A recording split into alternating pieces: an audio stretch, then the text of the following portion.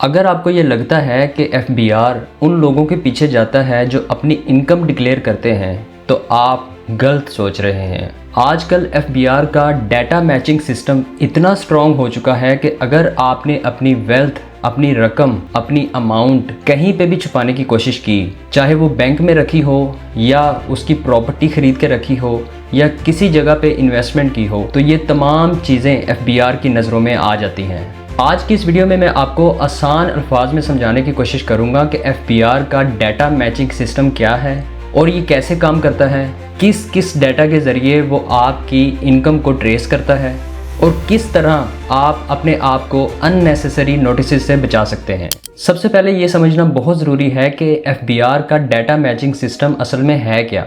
Data matching system एक automatic digital system है जहां एफबीआर मुख्तलिफ ज़राए से आपका डाटा इकट्ठा करके उसको कंपेयर करता है।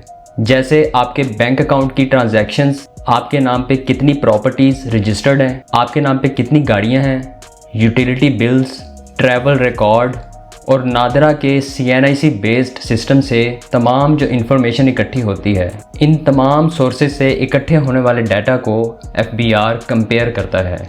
अगर इन तमाम सोर्सेज से इकट्ठे होने वाले डाटा एक दूसरे से मैच ना करे तो रेड फ्लैग जारी होता है, जिसका मतलब यह है कि आपको नोटिस इशू हो सकता है। फॉर एग्ज़ाम्पल, अगर एक पर्सन सैलरी पर्सन है, तनख्वाह लेता है और उसकी इनकम 10 लाख सालाना है, लेकिन उसके बैंक अकाउंट में 40 लाख सालाना का टर्नओवर हो रहा है, या उसने कोई प्रॉपर्टी परचेज़ की है जिसकी मालियत 50 लाख रुपए है, तो एफबीआर का जो सिस्टम है वो फ़ौरन एक्टिवेट हो जाता है और वो ये सोचता है कि इस पर्सन की इनकम 10 लाख सालाना है, तो इसके बैंक अकाउंट में 40 लाख का टर्नओवर कैसे हो रहा है, या इसने 50 लाख की प्रॉपर्टी कैसे बाई की, ये पैसा कहाँ से आया। बस ये वो चीज़ है जो एफबीआर फिर नोटिस भेजता है, फिर उस पर्सन को पूछता है कि भाई साहब ये पैसा जो आपके पास आया है ये कहाँ से आया है, ये जो ट्रांजैक्शंस आपके बैंक अकाउंट में हो रही हैं वो कैसे हो रही हैं, आपकी तो इतनी इनकम ही नहीं है। यहाँ पे ये समझना बहुत ज़रूरी है कि एफबीआर को डाटा कहाँ से मिलता है। एफबीआर के पास जो डाटा आता है वो मुख्तलिफ सोर्सेज के थ्रू आता है, जिनमें से कुछ सोर्सेज ये हैं। नंबर 1 पे बैंक्स। हर बैंक एफबीआर को मंथली बेस पे रिपोर्ट जारी करता है उन ट्रांजैक्शंस की, उन अकाउंट्स की जहाँ पे हाई लेवल ट्रांजैक्शंस हो रही होती हैं। जैसे अगर किसी के बैंक अकाउंट में 10 लाख रुपए की रकम आती है एक दिन में, या 10 लाख रुपए की रकम निकलती है, तो बैंक उस अकाउंट को एफबीआर को रिपोर्ट करता है। दूसरे नंबर पे आ जाता है नादरा। नादरा के पास हर सिटीजन का CNIC बेस्ड प्रोफाइल होता है, जहां से एफबीआर को पता चलता है कि इस पर्सन के नाम पे कितनी प्रॉपर्टीज़ हैं, कितनी गाड़ियां हैं और इसने कहां पे इन्वेस्टमेंट कर रखी है। तीसरे नंबर पे आती है प्रॉपर्टी रजिस्ट्रार और एक्साइज डिपार्टमेंट, जो एफबीआर को ये बताते हैं कि आपके नाम पे कौन सी प्रॉपर्टीज़ रजिस्टर्ड हैं और आपने किस गाड़ी को निकलवा रखा है। फोर्थ नंबर पे ट्रैवल हिस्ट्री आ जाती है, जो इमिग्रेशन डिपार्टमेंट प्रोवाइड करता है, जिसमें आपके ओवरसीज़ ट्रिप्स, कितनी टिकट्स आपने परचेज़ की, कितने फॉरेन ट्रैवल्स आपने किए, ये तमाम चीज़ें एफबीआर को प्रोवाइड की जाती हैं। इन तमाम चीज़ों के ज़रिए एफबीआर आपका लाइफस्टाइल और आपकी डिक्लेयर्ड एसेट्स को मैच करता है। अगर ये चीज़ें मिसमैच हों तो एफबीआर आपको नोटिस भेजता है। ये नोटिस आपको 114(4) या सेक्शन 122 के ज़रिए भेजा जाता है।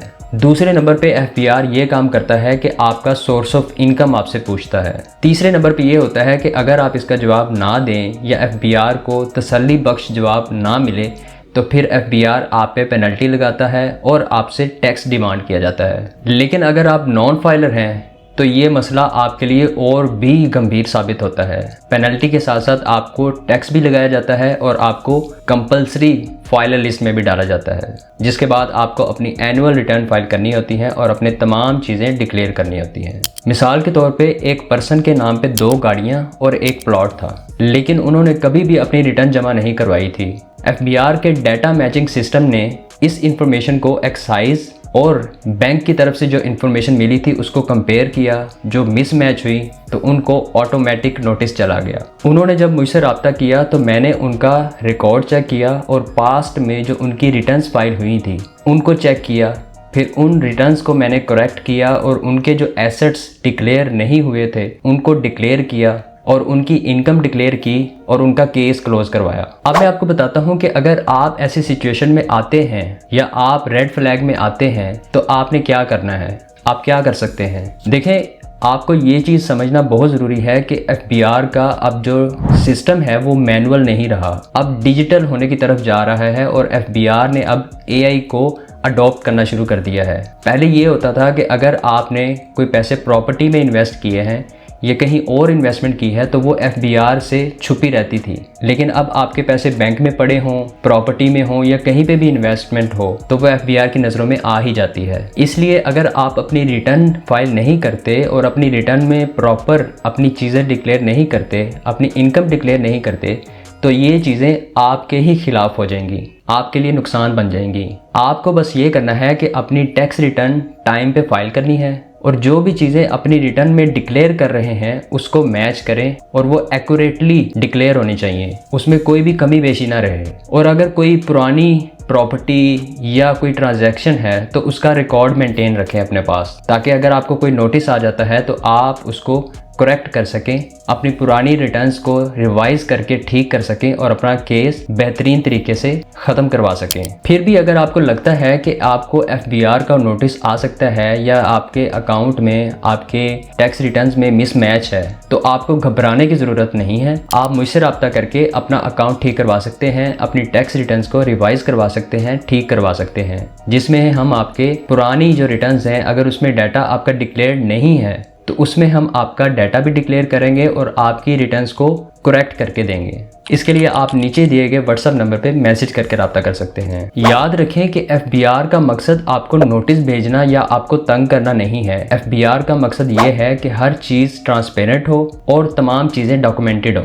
और मैं आपको ये भी बता दूं कि अगले कुछ सालों में एफबीआर एआई के ज़रिए आपके यूटिलिटी बिल्स, क्रेडिट कार्ड का रिकॉर्ड, एयरलाइन टिकट्स और इवन के आपकी ऑनलाइन शॉपिंग को भी ट्रेस करने जा रहा है। कुछ चीज़ें इसमें से शुरू हो चुकी हैं और कुछ बहुत जल्द होने जा रही हैं, जिसका मतलब यह है कि अगर आपका लाइफस्टाइल आपकी टैक्स रिटर्न्स के साथ मैच नहीं करेगा तो एफबीआर ऑटोमेटिकली आपको अलर्ट जनरेट कर देगा, जिसके बाद आपको नोटिस जाएगा। ये समझना बहुत ज़रूरी है कि आज का पाकिस्तान डिजिटल इकोनॉमी की तरफ बढ़ रहा है। अगर आप चाहें या ना चाहें, एफबीआर आपकी तमाम प्रॉपर्टीज़ को, तमाम एसेट्स की पिक्चर्स को देख सकता है, लेकिन अगर आप ट्रांसपेरेंट हैं, कॉम्प्लाइंट हैं, अपनी टैक्स रिटर्न सही तरीके से फाइल कर रहे हैं तो फिर आपको डरने की ज़रूरत नहीं है। फिर एफबीआर आपका दुश्मन नहीं, आपका प्रोटेक्टर है। तो समझदारी इसी में है कि आप अपनी टैक्स रिटर्न को सही तरीके से फाइल करें और अपने फाइनेंशियल डॉक्यूमेंट्स को स्ट्रॉन्ग रखें ताकि आपको एफबीआर नोटिस का डर ना हो।